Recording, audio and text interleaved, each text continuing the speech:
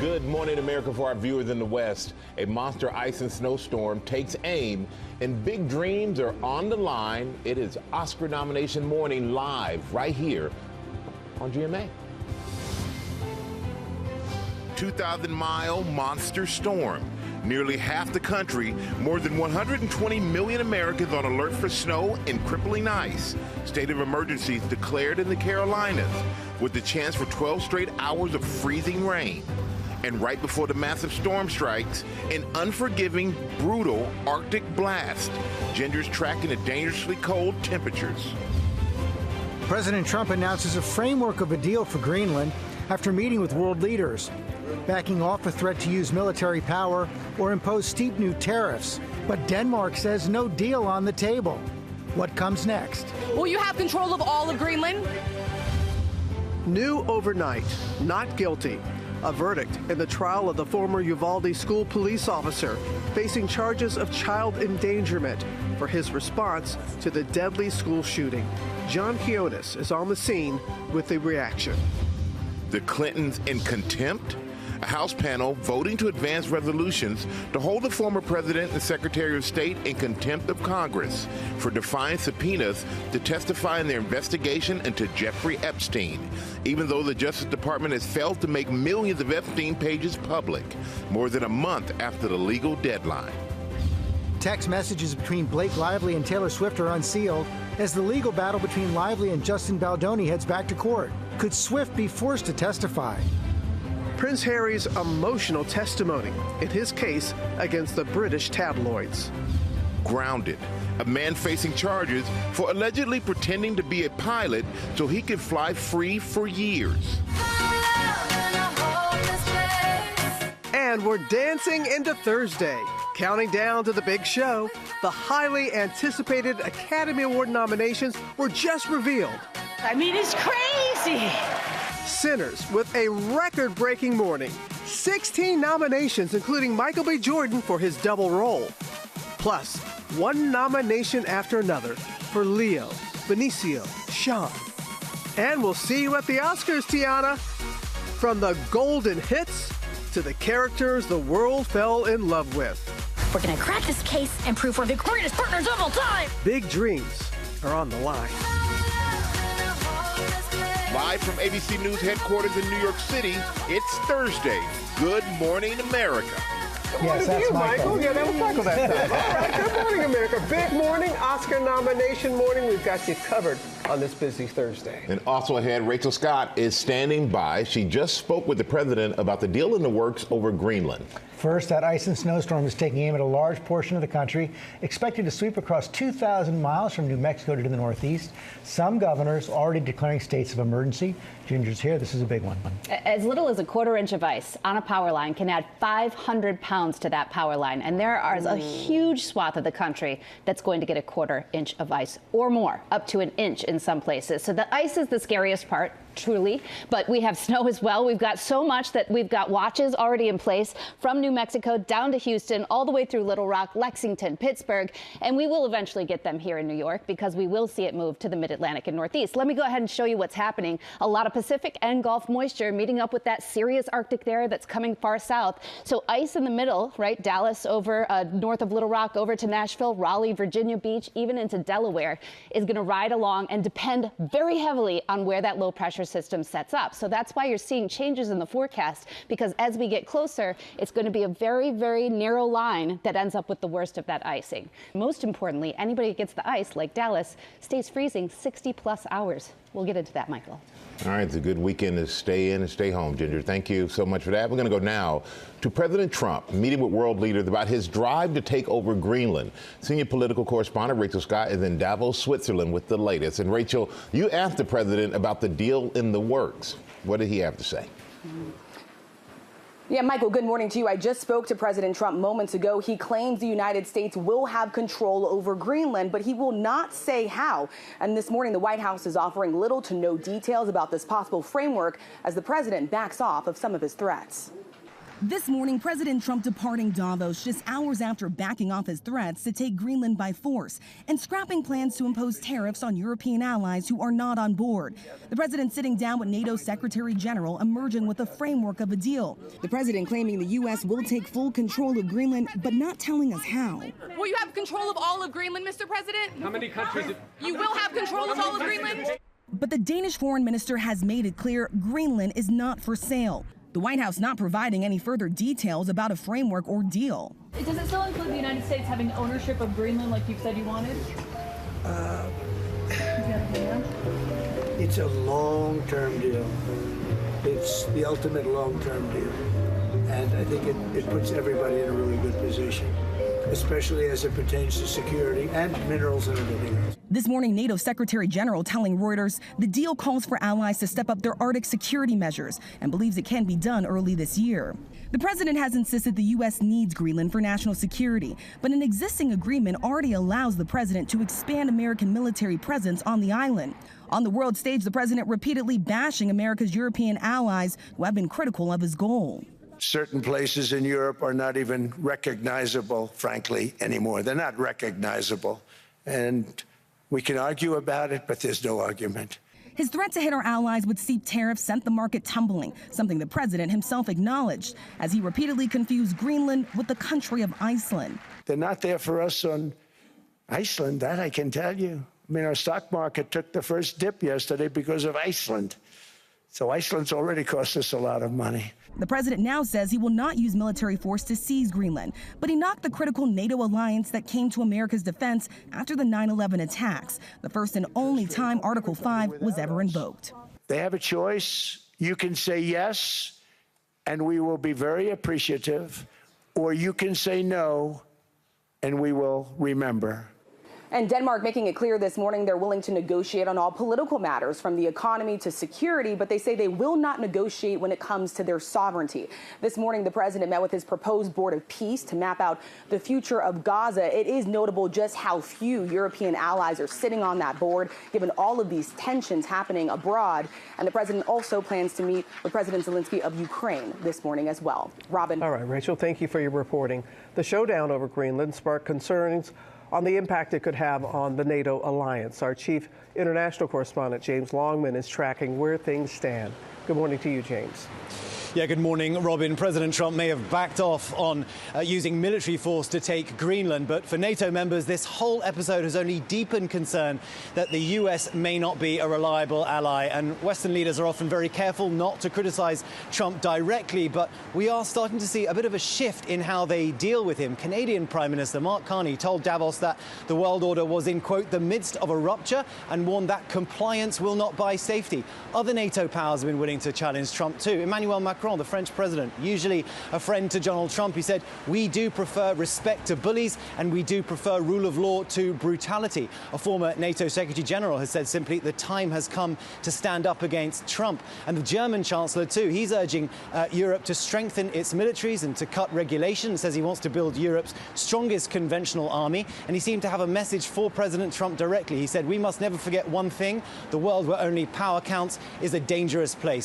All this means the NATO alliance does seem more divided than ever, and there is fear in Europe that all that will do is strengthen Russia and China. And tonight there will be an emergency meeting for all 27 EU leaders who will discuss the transatlantic relationship. George. This does appear to be an historic shift. Okay, James, thanks very much. To Washington now, where a House panel voted to hold Bill and Hillary Clinton in contempt of Congress for resisting subpoenas to testify in its investigation into convicted sex offender Jeffrey Epstein. Jay O'Brien is checking the latest on Capitol Hill. Good morning, Jay. George, this is setting up a never-before-seen standoff between a former president and secretary of state and the Congress, and some Democrats even breaking ranks and supporting holding the Clintons in contempt. This morning, an extraordinary bipartisan display, advancing resolutions to hold former President Bill Clinton and former Secretary of State Hillary Clinton in contempt of Congress. Last week, both Clintons defying subpoenas from the GOP-led House Oversight Committee, skipping testimonies tied to the panel's investigation into convicted sex offender Jeffrey Epstein. 9 committee Democrats yesterday siding with Republicans to hold Bill Clinton in contempt. 3 Democrats voting to hold Hillary Clinton in contempt, too. But the Clintons argue the subpoenas are legally invalid, saying they were treated differently than roughly a half dozen other witnesses not allowed to submit written statements, even offering a meeting between Bill Clinton and the committee's top Republican and Democrat, which was also rejected. There's no reason for us to take James Comer seriously. Democrats calling for Attorney General Pam Bondi to be held in contempt, pointing out the Department of Justice blew past its legal deadline more than a month ago to release all of its Jeffrey Epstein files. Only a fraction of the DOJ's millions of pages of records made public so far. House Republicans have avoided calling on President Trump to testify, despite his own decades-long friendship with Epstein in the 1990s and mid-2000s.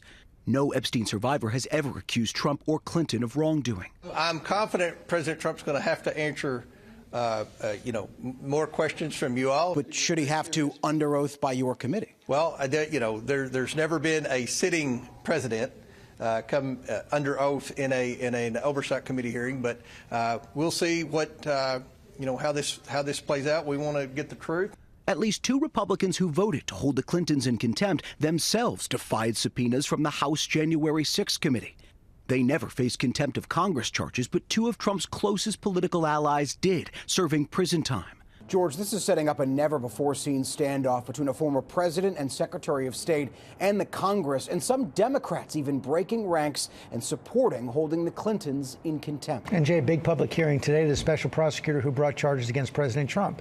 Yeah, this could be fiery. It's Jack Smith in the House Judiciary Committee, and lawmakers on that panel have long accused Smith of, in their view, overstepping when he was prosecuting President Trump for alleged mishandling of classified documents and attempts to overturn the 2020 election. Trump pleaded not guilty in those cases, and both were scuttled after he won re-election. But Smith has maintained that Trump would have been convicted at trial and is expected to make that point again today, George. Jay O'Brien, thanks very much, Michael. All right, thank you, George. Now to Vice President Vance, set to visit Minneapolis amid new questions about the legality of ICE agents entering private homes. Matt Rivers is on the scene. Good morning, Matt.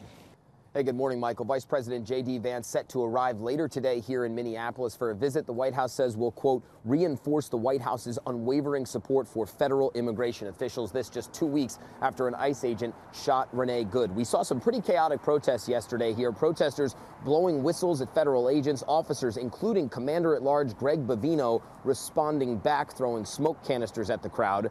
This, as a newly obtained memo from May, shows that ICE agents could enter a suspected person's home without a judicial warrant, instead given administrative authorization. According to the memo, Form I-205, or the warrant of removal/deportation, can be drafted and signed by an ICE official instead of a neutral party like a judge or a magistrate. Experts say it could mean less accountability and more mistakes, but DHS denies that, saying they are following the law to the letter. As for this VP visit, we are expecting him to be met on arrival with more protests. This as wind chills are expected to get down to negative 30 degrees or worse, Robin. Unclear how that will affect all of this. That it is.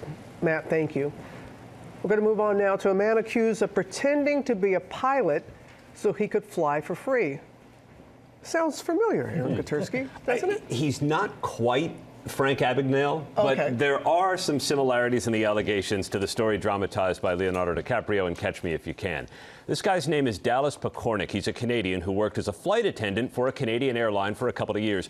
Federal prosecutors say he later pretended to be a pilot so he could fly for free. Pakornik allegedly wanted access to free tickets that airlines reserve for pilots. And to get them, the indictment says, he falsely represented himself to 3 different carriers using a fake badge. And it worked. Prosecutors say all 3 airlines issued Pakornik hundreds of tickets at no cost for 4 years. The airlines were not named, but the indictment says one's headquartered in Honolulu, another in Chicago, the third in Fort Worth. ABC News reached out to airlines based in those cities. None commented for the case. Pakornik pleaded not guilty to 2 counts of wire fraud. A judge ordered him held pending a hearing tomorrow. No comment from his court-appointed attorney. Case could go to trial in March. We'll see. I wonder if he's a flight risk. You did. I did. You couldn't resist. I had to. Okay, so thank you. And I apologize. All right, we got to turn now to the 98th Academy Award nominations happening right here on GMA. And our Chris Connolly is here with who everyone is talking about. Good morning, Chris. And good morning. Yes, this morning's majorly nominated movies. History and horror intertwine at a 1932 Mississippi Delta juke joint. Resistance and rebellion take many fascinating forms in a searing Now and now-and-then thriller with comic elements. Plus the legends, Shakespeare, Frankenstein, a ping-pong player named Marty. No magic. The box office smash Sinners, very much in the club this AM, with an astonishing 16 Oscar nominations in all, including Best Picture, Best Director, and Original Screenplay for Ryan Coogler, and Best Actor for Michael B. Jordan in his dazzling dual role. You boys twins? Nah, we cousins.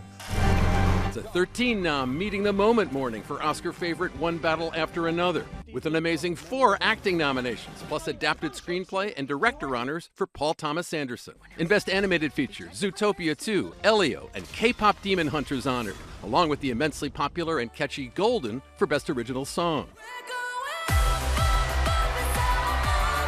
As well as Diane Warren's Dear Me.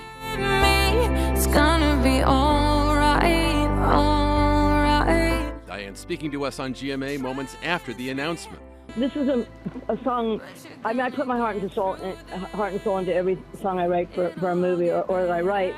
This was special that I wrote this song for a movie that's about my life, you know. Yeah. And yet the song, and I wanted to write a song to that young girl that was bullied and didn't have a really easy time growing up. But the interesting thing is this song's become so universal to so many people, because I think we all have that wounded child in us. The Academy showering love on director Josh Safdie's wild ride ping pong romp Marty Supreme, with 9 nominations, including Best Director and Best Actor kudos for Timothy Chalamet. It's only a matter of time before I'm staring at you from the cover of a Wheaties box. On Guillermo del Toro's Frankenstein, hailed with 9 nominations for its visuals and, speaking of breathtaking, for Jacob Elordi in Best Supporting Actor. And on Chloe Zhao's Hamnet with an acting nom for Jessie Buckley, as well as Kate Hudson for her performance in the musical biopic Song Sung Blue. Oh boy, am I. Norway's Sentimental Value receiving 9 nominations, including Best Picture, Supporting Actor Stellan Skarsgård, Supporting Actress Elle Fanning, and Inga Ibsdottir Lilius. It's something that I never thought I was sort of like going to ever be a part of, so it feels very surreal. But also it feels very good that a Norwegian small movie can actually be nominated. It's amazing. I feel very emotional, very happy for them. I know people have worked very hard. And lead actress Renate Reinsve. I'm just in a little bit of shock. This is surreal to me. I'm just really honored and so proud to be in the that group of nominees. It's a lot of champagne. It's a lot of very happy people. And we'll be getting you up to speed on these lucky few as we get you ready for the Oscars on March 15th. For now, congratulations to all the nominees, guys. It's going to be a huge morning, and you're going to get all the nominations right here. We're the home. You'll see them first on GMA. All right. And Larry, you have the latest on Prince Harry? Yeah, I sure do. So he brought an emotional testimony in his case against the British tabloids. We're going to tell you what he said on the stand and what comes next. Plus, the private text messages between Blake Lively and Taylor Swift, they've been unsealed. As Lively's legal battle with her, It Ends With Us co-star heads back to court. And we'll have the latest on an Indiana judge and his wife shot at their home. Hey, Will. That's right, Michael. Good morning. We're hearing from the Superior Court Judge Stephen Meyer for the first time, sharing how he and his wife are doing and his message about the incident. That and more new at 7:30. It is a big morning. The Academy Award nominations announced live right here on GMA. You want to check that out.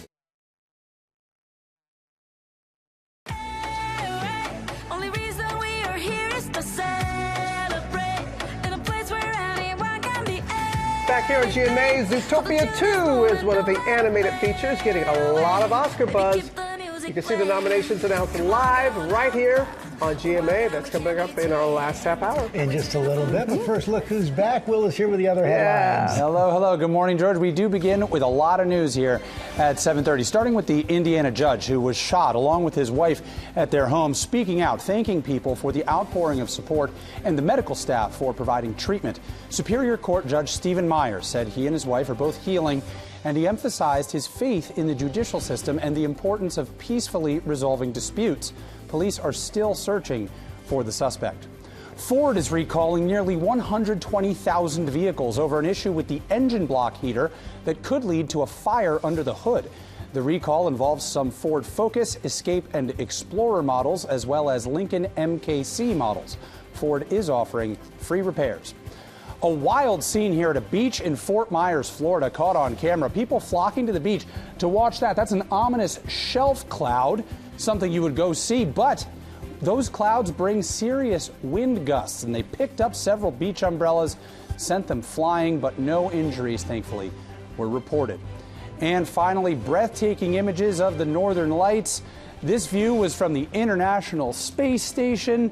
The footage posted by a Russian cosmonaut who said, "This is what it looks like when you fly right through it." What an image there. Beautiful. Yeah. And you were flying high this past weekend. Welcome back. As George said, your wedding was beautiful. You and Amanda, stunning, every single aspect of it. The GMA family was happy there. We showed up and represented. And, you did. And it was just, we had a little pre-party. You didn't see us. You were getting ready. I missed a little out. pre-party, and Lara and Amber, and it was just every aspect of it. And Alberto was there, Sam, Lara, Rebecca, the list goes on and on. But I got to say, guys, I got to tell you, under our place setting, a handwritten note from Will and Amanda to each guest that was there. It was absolutely amazing. Well, we love you, and we were so grateful to have you there. You guys had excused absences. You were there in spirit, for sure, and just so full of love. We love you, and it was an honor to have you there, and can't wait to show you all. I'm about to say, because everybody's giving us a lot of grief because we can't show pictures of the two. I know, because we're very lucky. We had the GMA anchor team of photographers, the best in the business, Jose Villa and Joel Serrato taking pictures, and that's going to be in Vogue weddings on Monday. So. Well, we are glad to have you back, but take a longer honeymoon later. I will. After the Super Bowl, I will see you in March. All right. Perfect. Yeah, exactly. You deserve it, man. Congratulations. It was beautiful. Thank you. We're going to switch gears now, turn to a new chapter in the Justin Baldoni-Blake Lively legal battle. New messages between Lively and Taylor Swift were released in court documents. Chief Investigative Correspondent Aaron Tercy is back with those details. Good morning, Aaron. And good morning again, George. Blake Lively's sexual harassment and retaliation case against It Ends With Us co-star Justin Baldoni is about to return to court. But before today's hearing, the judge ordered hundreds of exhibits unsealed, and some of them appear to show how the legal battle may have strained Lively's relationship with her friend Taylor Swift.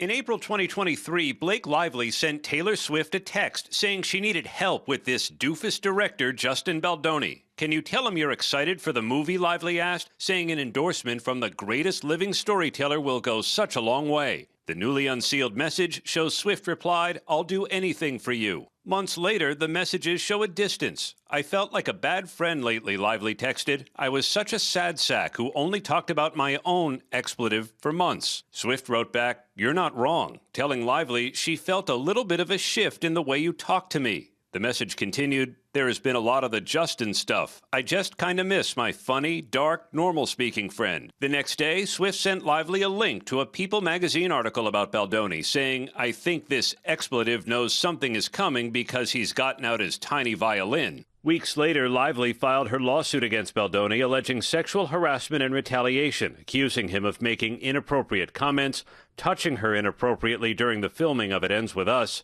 and launching a smear campaign against her. Swift texted Lively a link to a story about Baldoni being dropped from his talent agency. "You won. You did it," Swift wrote. "Never has a cancellation been reversed so fast." Lively responded, "I would not be okay through any of this if it weren't for you." Baldoni denied Lively's claims. His countersuit was dismissed, but his attorney said the evidence does not support the claims as a matter of law, and the newly unsealed messages make the truth abundantly clear. It actually gets worse.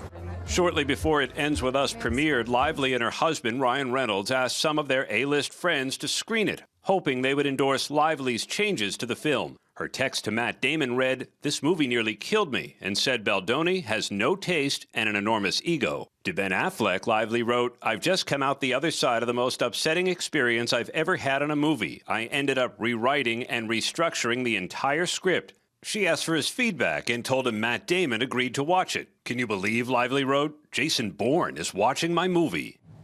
All of these messages are part of today's court arguments. Baldoni's attorneys are asking the judge to decide the case before it goes to trial. Lively's lawyers say they still want a jury to hear the evidence and decide the case. For the moment, trial is scheduled for May. It's scheduled for May. We'll see what happens then. All right, Aaron. Good job. Thank you. We're going to turn now to a potentially concerning sign for the housing market. Pending home sales dropping sharply to end last year. Our Elizabeth Schulze is in Washington with more. Good morning, Elizabeth. Good morning, Michael. So this is the biggest monthly drop in homes going under contract since April 2020 at the start of the pandemic. The National Association of Realtors says that pending home sales plunged 9.3% in December from the month before, with declines happening in every region of the U.S. What does this mean for people looking to buy or sell? We do typically see sales stall in the winter, pick up during the spring selling season. A lot of buyers have been staying on the sidelines, but there are some encouraging signs. So in a new report, Redfin says it's the strongest buyer's market on record as homeowners who have been reluctant to sell are finally listing their homes. Another factor, big one, is mortgage rates. Rates are up this week, but still about a full point below this time last year. We know that can save you hundreds of dollars a month on your typical mortgage payment. As one analyst said to me, the housing market has been virtually frozen for 3 years.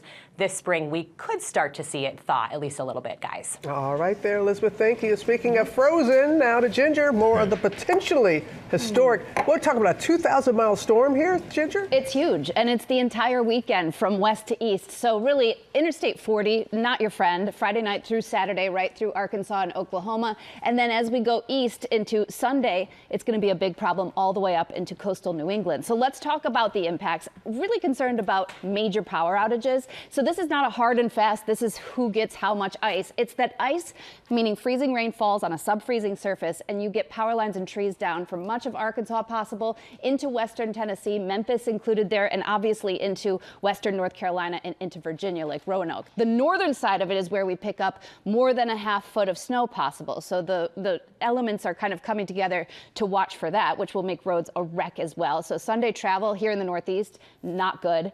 And then it's about the temperature. Look how long that freezing line stays with us. We took it Monday here. We barely touch it in New York. I think we could be sub-freezing all the way through the end of next weekend. Yes, not touching 32, Robin. Oh, my goodness. All right there. Thank you, Ginger. Now, GMA.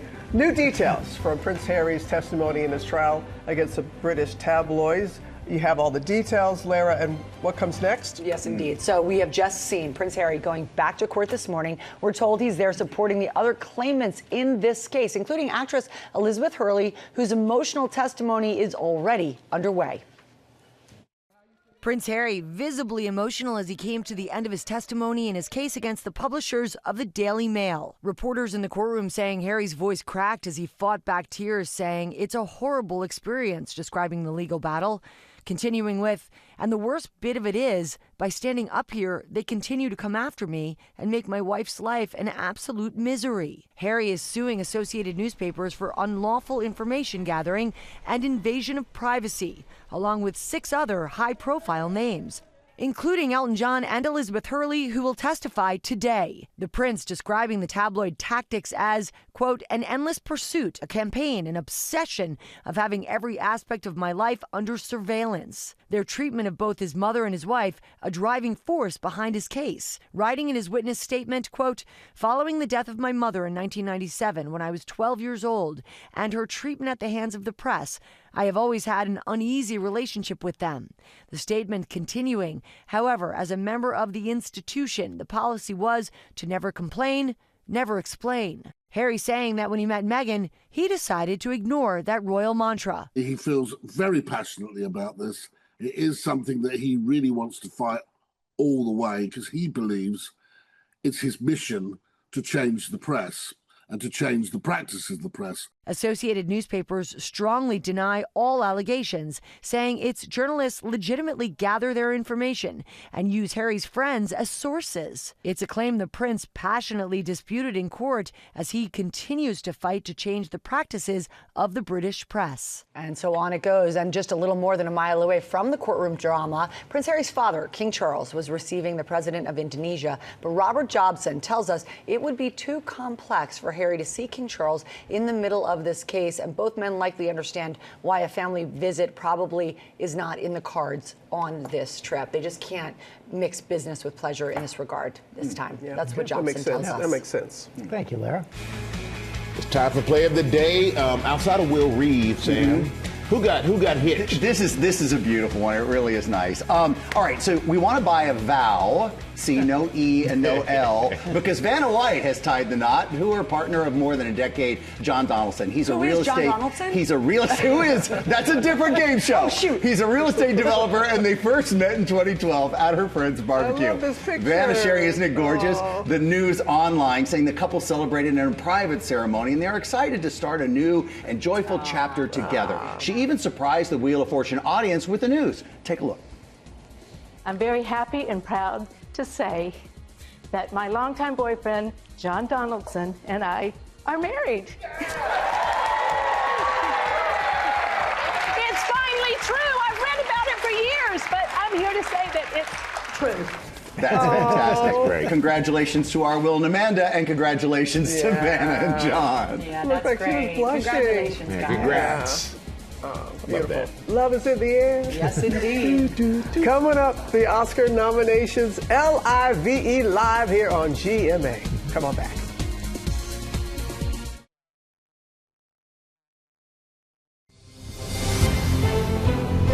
Good morning, America. It's 8 a.m. 2,000-mile storm. Nearly half the country, more than 120 million Americans, on alert for snow and crippling ice. States of emergency declared in the Carolinas, with a chance for 12 straight hours of freezing rain. And right before the massive storm strikes, a brutal Arctic blast. Ginger tracking the dangerously cold temperatures. Pancreatic cancer research breakthrough. I am cancer-free. The new hope for one of the deadliest diseases. How the therapy works, what it means for those diagnosed, and the future of pancreatic cancer.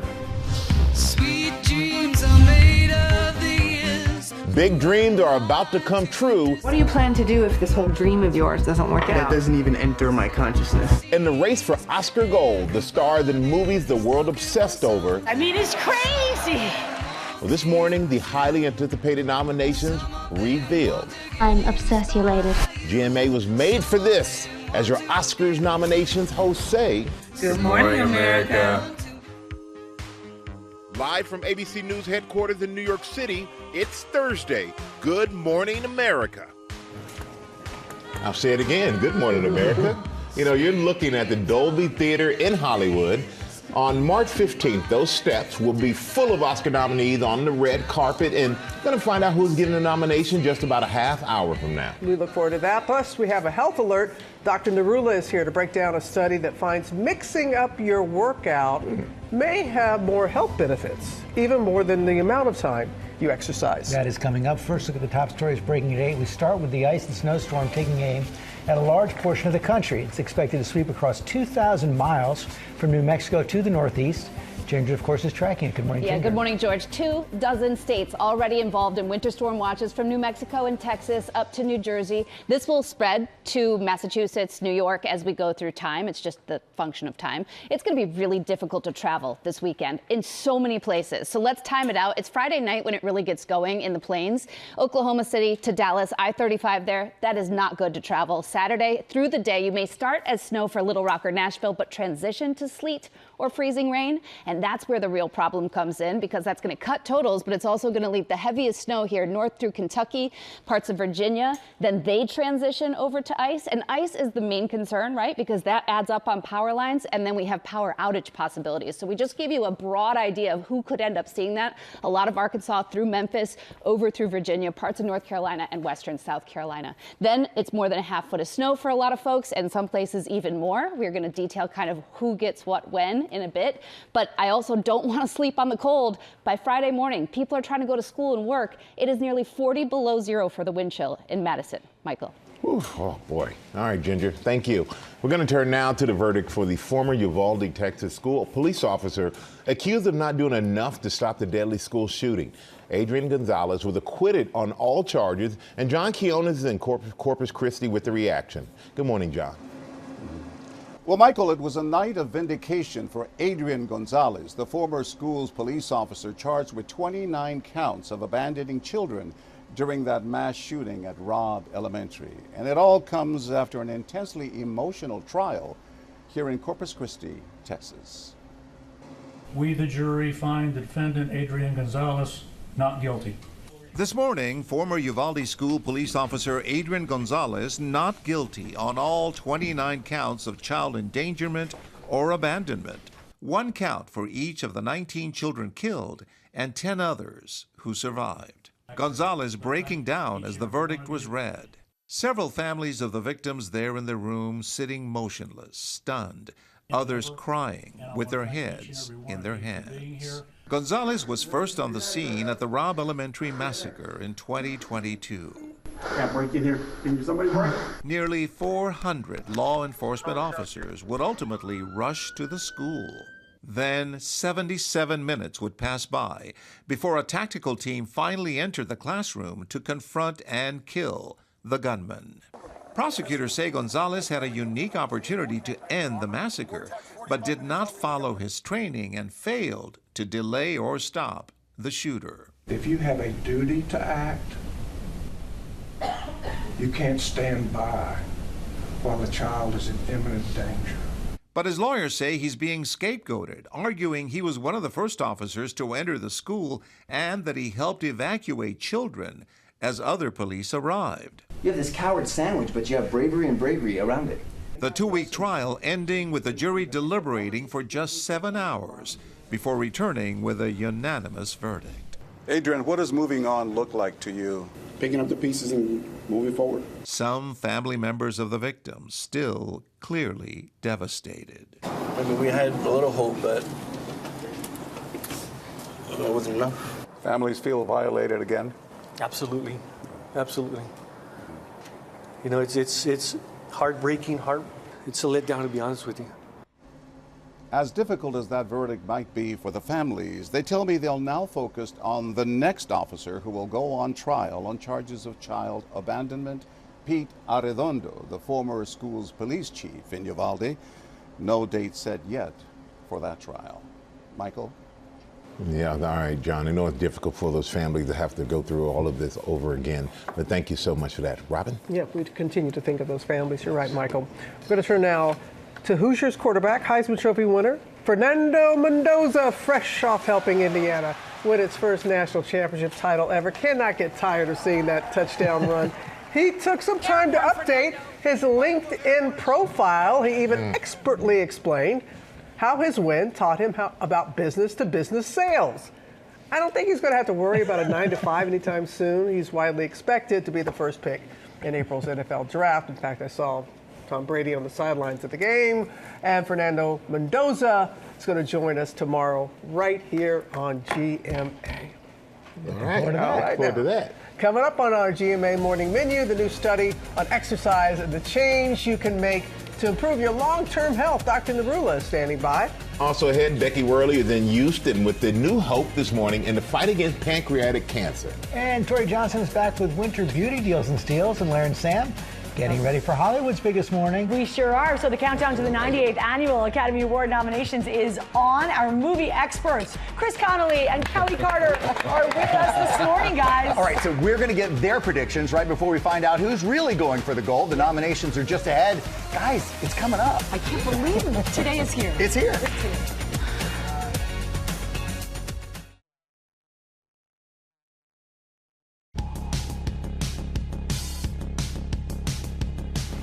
I thought Michael was going to say, welcome back. It's now Monday, or Friday. Oh, you're waiting for that voiceover? That's at 8:30. Oh, it's 8:30. I'm sorry. I'm new at this. We are back now with our GMA cover story. A health alert about exercise. A new study finds that doing a variety of exercises adds benefits to your long-term health, even more than how much time you spend exercising. And our chief medical correspondent, Dr. Tara Narula, is going to join us to break down this study. We're leaning in. All right. Well, we all know that exercise is good in terms of reducing your risk of developing chronic diseases, for your mental well-being, and for your longevity. But the question, Robin, is, are there particular activities that may work better in terms of helping you prevent premature death or aging? And so researchers looked at that question. They looked at over 100,000 individuals followed for 30 years, and and they asked them about their physical activity with assessments every other year. They asked them, for example, how often last year did you walk? Did you jog? Did you cycle or swim? Do gardening and yard activity, all kinds of activities. And they essentially found exactly what you said in the intro, which is that regardless of the total amount of time that you exercise, the higher your level of variety of exercise, that translated into a 19% reduction in premature aging. Wow. In particular, when they looked at specific types of death, so cardiovascular mortality, cancer death, and respiratory death, that high variety resulted in a decline of about 13 to 41% in those specific types of deaths. So really a lot of benefit to potentially, mixing up your routine. So mixing up is good, but are some exercises better than others? Right. So most of the exercise they looked at actually had benefit. And when they broke it down, really, George, walking was the best. In addition to walking, they did find that tennis, squash, racquetball, 2 for 2, Rob. as well as running, calisthenics, and rowing seemed to be the best. In that mid-level range, in terms of a little bit less benefit, was jogging and bicycling. And then the least, in terms of no real benefit, was swimming. So I don't know if any of you are swimmers, but that did not seem to translate. Exactly. So, important to think about that if you're trying to figure out which things you might want to work in. And I will say weightlifting, which we were just talking about, actually was in the same category as walking. So definitely higher benefits. Yes. Sam didn't seem happy about swimming. No, because Are you I'm a like, swimmer? swimming should be great. Yeah, I do enjoy it. Morning swim? Pictures of you in your gear. Let's move on. Let's move on. Let's we don't move have a on. picture to show of you in your No, gear. we don't. No, okay. And if we did, we shouldn't show it now. Sam Champion. But we have, we've all heard what they say, 150 minutes of moderate exercise a week. Yeah. So with this new study, what do we know now? Are there anything you would change as a cardiologist and suggestions? I would not. So the recommendation still stands: 150 minutes a week of moderate intensity cardio, or 75 minutes a week of vigorous intensity cardio. But really what you might want to do is, again, think about mixing in a little bit of variety. So maybe some yoga with your walking, some gardening, even digging outside in the yard. All of these things put together might translate into better outcomes. So as the 18th century poet William Cowper said, variety is the spice of life. It might also keep you alive longer. Wait, so moderate means you can still talk while you're doing it, Yeah, basically? I usually tell people you can still have a conversation if you're like walking with someone or exercising, whereas vigorous, it's really hard to have a conversation. Wow, okay. Great information. Mix it up. Mix it up. Mix it up, that's right. All right, Doc, thank you. We appreciate it. And now to a breakthrough in pancreatic cancer research. Becky Worley is in Houston, Texas, where one college of medicine is on the front lines trying to make a difference. Good morning, Becky. Michael, good morning. Here in your home state of Texas, as you know, they pride themselves on healthcare and healthcare innovation.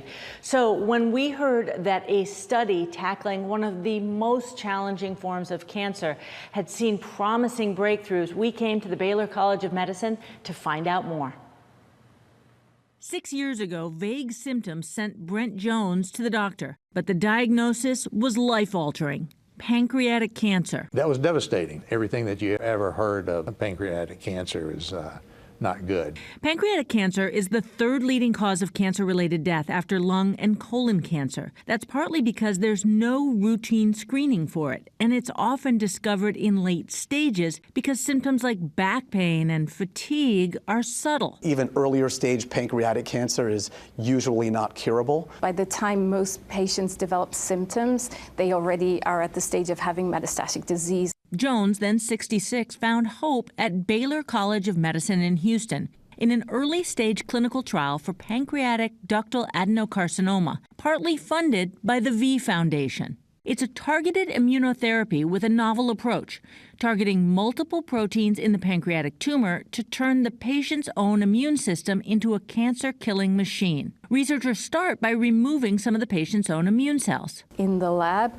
we activate them, make them highly potent, and then infuse them back to the patients to try to give them back a higher frequency of highly activated cells that will be able to go after their cancer. The trial, small, with no comparison group. But the results suggest that this targeted T-cell therapy, along with chemotherapy, was not only well tolerated, but stabilized the disease in many patients and even reversed it in a few.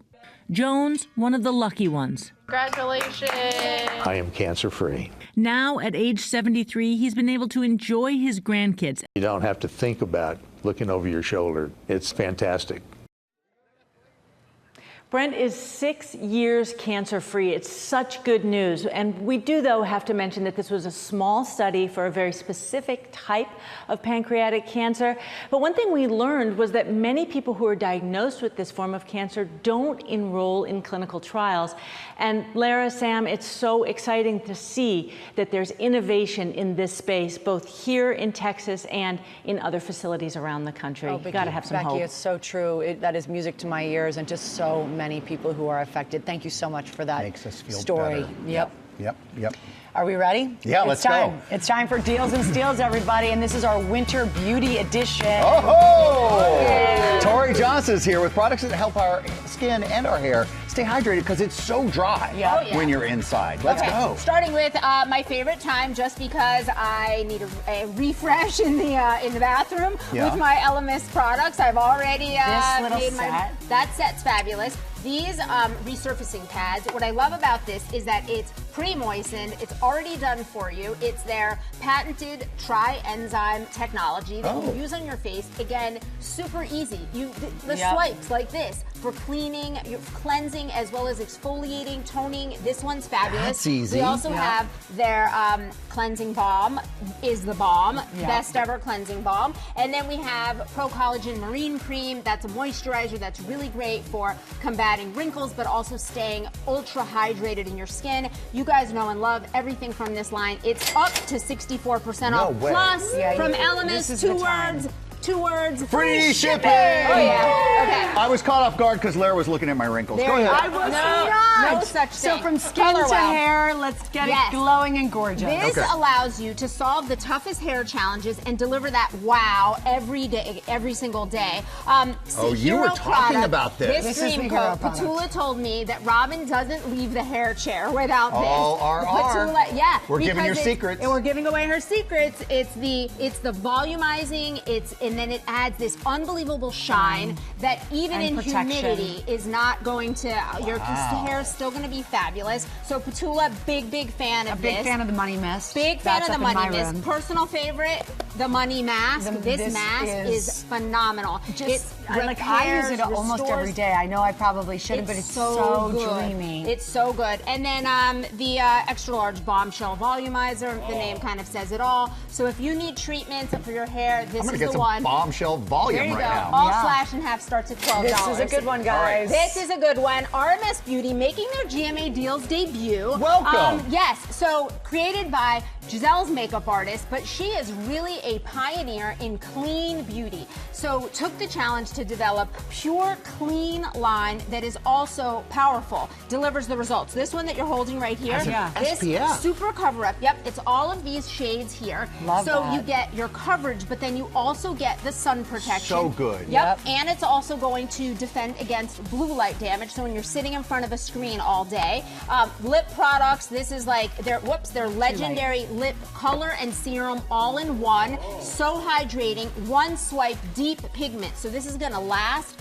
Everything from this line is gorgeous, and it's all slashed I like in the half. science in that. Yeah, Yes, I do too. yes, exactly. Okay, Manta also making their GMA Deals debut. Not Welcome, just Manta. Yes, so this is a hairbrush, but in a way that doesn't pull. It doesn't break your hair. Because there's no sort of lever. Because it flexes to move with you. Okay? This one though. How do I look? Here. No, a little bit in the You back. two love how about a little vibration on this one? What? Oh yeah. Oh, yes, thank you. Oh yeah, there you go. I know my audience, Robin. I know my audience. It really, can you hear it? It really. With this one, Oh, it's that's relaxing nice. as I'm gonna well. put it on my- These is are everybody- phenomenal for your hair. If you've got breakage, invest in this. It's slashed in half. I love that. Still vibrating. Skin Oh, Fix. it won't stop. This is better foundational products for everyday use, designed from sensitive to breakout prone skin. Their barrier restoring gel cream. This one right here, this prebiotic foaming oil cleanser these two are phenomenal. So if you've got difficult skin, this is a line for you. If it's irritated, this is fabulous. Sensitive skin needs products Yes. too. And then red light therapy, you guys They know say this red is the light deal. therapy.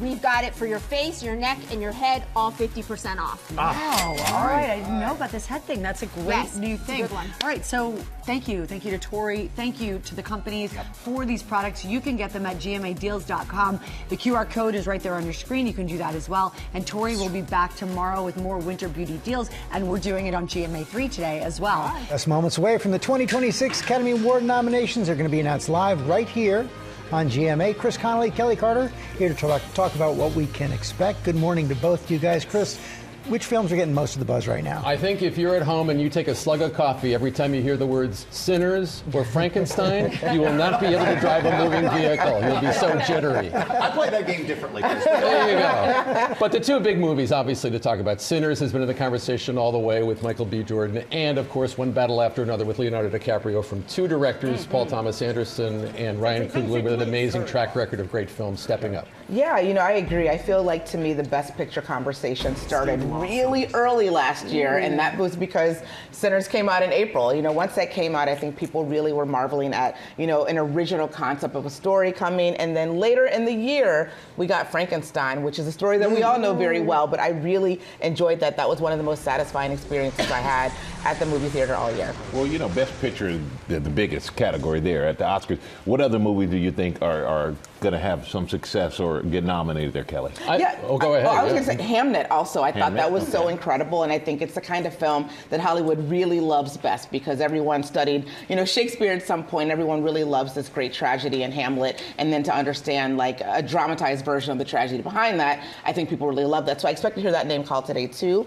Also, you're going to laugh, but I really like Jay Kelly. I know it's kind of a long shot, but I think that that's a film that I enjoyed it. Hollywood loves films about itself, and it doesn't get much more Hollywood than Clooney, you know what I mean? So I really, really like that one too. What about you, Chris? Think of three international films I think have a good shot. It Was Just an Accident, The Secret Agent, and Sentimental Value. They may take the slots that you might have expected to go to the movies we could call Avatar 3, F1, and Wicked 2 in overtime. So I think they'll do well as well. Acting categories.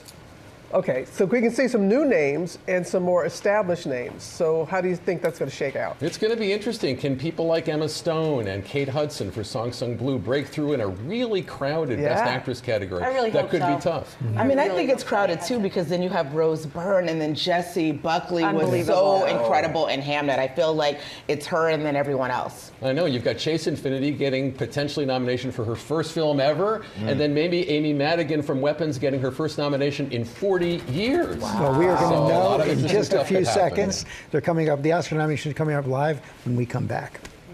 How's the popcorn? It's good. It's good right now. Really good popcorn. It's very fresh. Thank you, guys.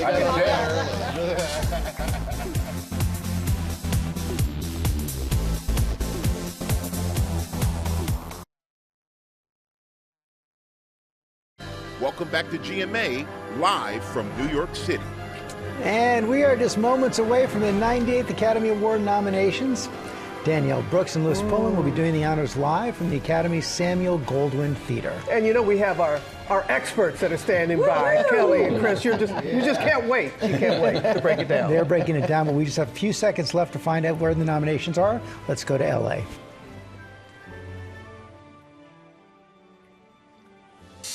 Live from the Samuel Goldwyn Theater in Beverly Hills, please welcome the president of the Academy of Motion Picture Arts and Sciences, Lynette Howell-Taylor.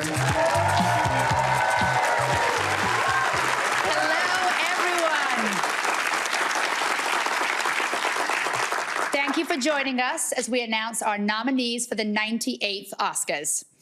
It is very early in the morning here in Los Angeles, but we know that there are people watching this in every time zone all over the world. This year, the Oscars celebrates our humanity, our connection with each other, and reminds us once again that the world is made up of individual stories that have the power to unite us through narratives that speak to the emotions we all share.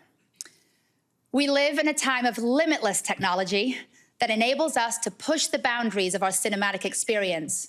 And our profound belief is that the heartbeat of film is and will always remain unmistakably human.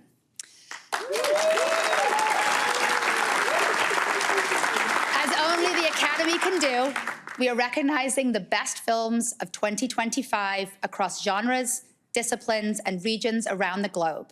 And this includes, for the first time, an award for achievement in casting. Our nominees are voted on by the esteemed members of the Academy. And not only are we looking forward to honoring them at the Oscars on Sunday, March 15th, we are thrilled that Conan O'Brien is returning as our Oscars host. I would like to thank our ASL interpreters for making today's announcement accessible. And now, to announce the 98th Academy Award nominees, please welcome Oscar-nominated actress Danielle Brooks and actor Lewis Pullman.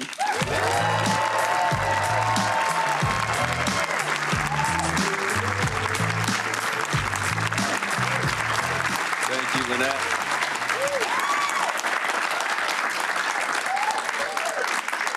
And thank you to the Academy for inviting us to announce the nominees this morning. Danielle, you were nominated for an Oscar for The Color Purple, in case you forgot. What was that like when you heard them call your name that morning? A day I could never forget, honey. Oh my God, it was a dream come true. And how about we make some other people's dreams come true? That sounds great to me. All right, let's do it. Danielle, as a former nominee in this next category, why don't you just kick it off, take the first one. Okay. For performance by an actress in a supporting role. Elle Fanning in Sentimental Value. Inga Eve's daughter, Lilos, in Sentimental Value. Amy Madigan in Weapons. Wunmi Masaku in Sinners. And Tiana Taylor in One Battle After The nominees for achievement in makeup and hairstyling are Frankenstein, Hokuo, Sinners, The Smashing Machine, and The Ugly Stepsister. Coming up right now, the nominees for achievement in music original score. Begonia, Frankenstein, Hamnet, One Battle After Another, and Sinners. And now, here are the nominees for Best Live Action Short Film. Butcher's Stain, A Friend of Dorothy, Jane Austen's period drama, The Singers, and Two People Exchanging Saliva. For Best Animated Short Film, the nominees are Butterfly, Forever Green, The Girl Who Cried Pearls, Retirement Plan, and The Three Sisters. There are two award categories honoring writing. The first for adapted screenplay. The nominees are Begonia, screenplay by Will Tracy. Frankenstein, written for the screen by Guillermo del Toro. Hamnet, screenplay by Chloe Zhao and Maggie O'Farrell. One Battle After Another, written by Paul Thomas Anderson. And Train Dreams, screenplay by Clint Bentley and Greg Cuidar.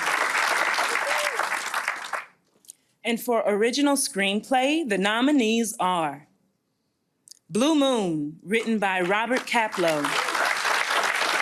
It Was Just an Accident, written by Jafar Panahi.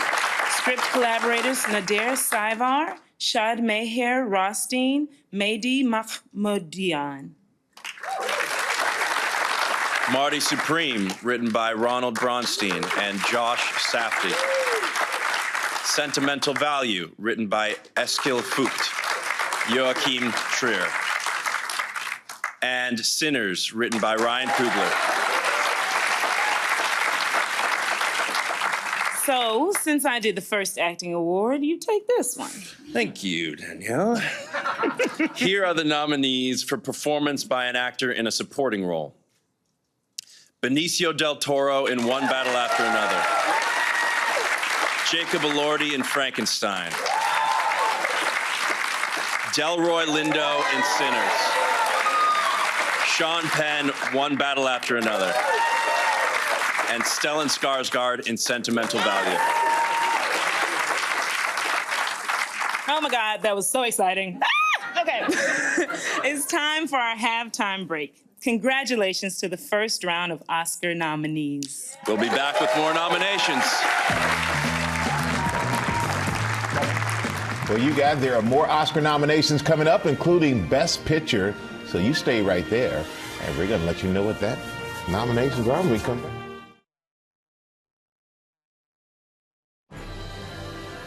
We're back now on GMA and YouTube. Chris and Kelly. Any big surprises? How about for you, Kelly? Delroy Lindo getting his name called. I've been hoping and waiting since the 90s for this to happen. I did. West Indian Archie, but here we are seeing his name called, and that was great. Sentimental Value bageled at the Actors Awards, the old SAG Awards, already with 3 acting nominations. So that's going to be strong as it keeps going. Kind of a surprise. Yeah. Anybody that you're surprised that was left out? Paul Mescal. Oh, I think people might have felt that his role in Hamnet was more of a leading role than a supporting role, and maybe that's why they overlooked it. So maybe we'll hear it. Yeah. Okay. Well, you know what? Let's go back to the Samuel Goldwyn Theater for more nominations.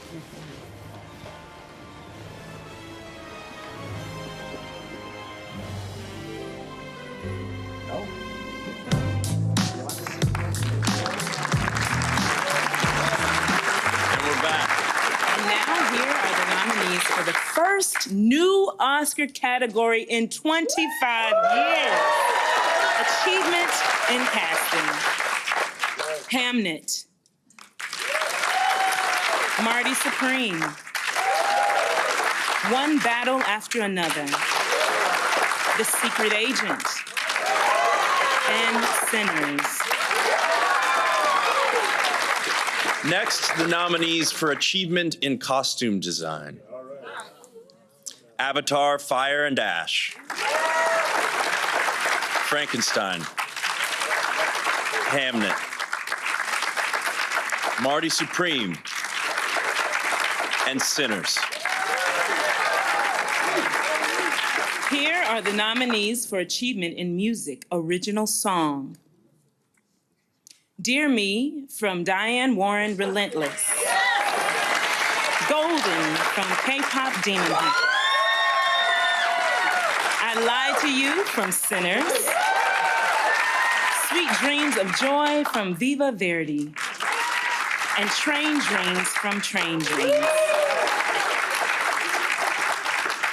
And now the nominees for Best Documentary Feature Film.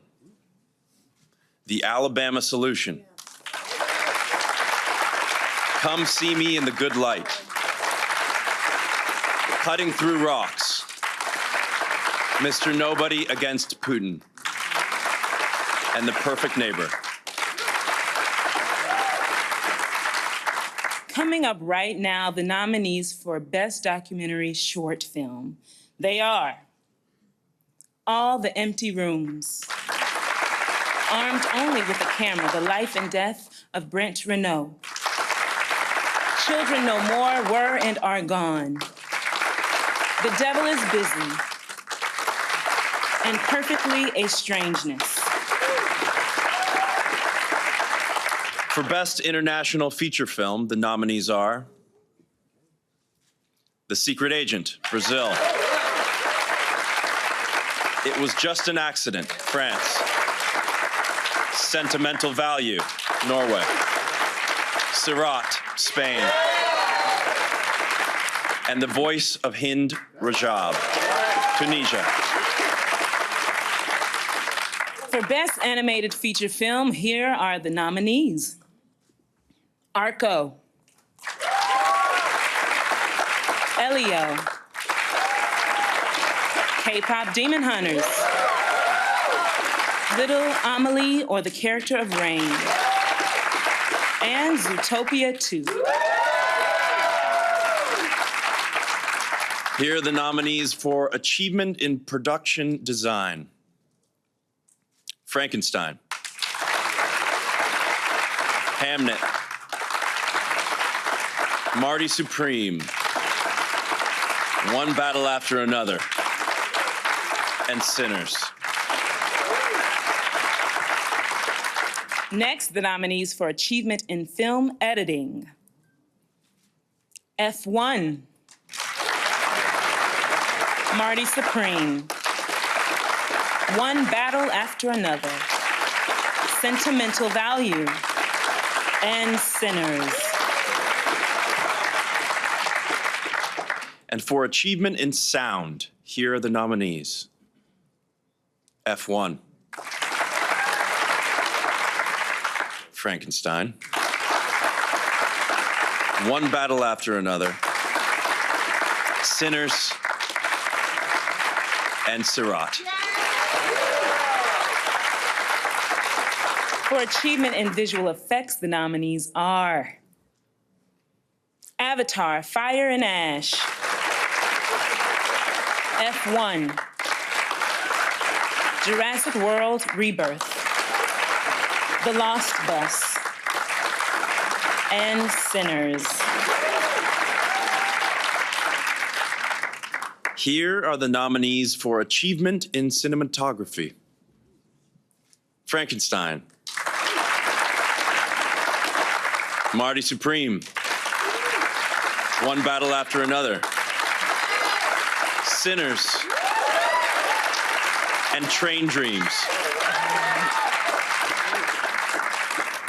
For a performance by an actor in a leading role, the nominees are Timothée Chalamet in Marty Supreme, Leonardo DiCaprio in One Battle After Another, Ethan Hawke in Blue Moon, Michael B. Jordan in Sinners, and Wagner Moura in The Secret Agent. For performance by an actress in a leading role, the nominees are Jessie Buckley in Hamnet, Rose Byrne in If I Had Legs, I'd Kick You, Kate Hudson in Song Sung Blue,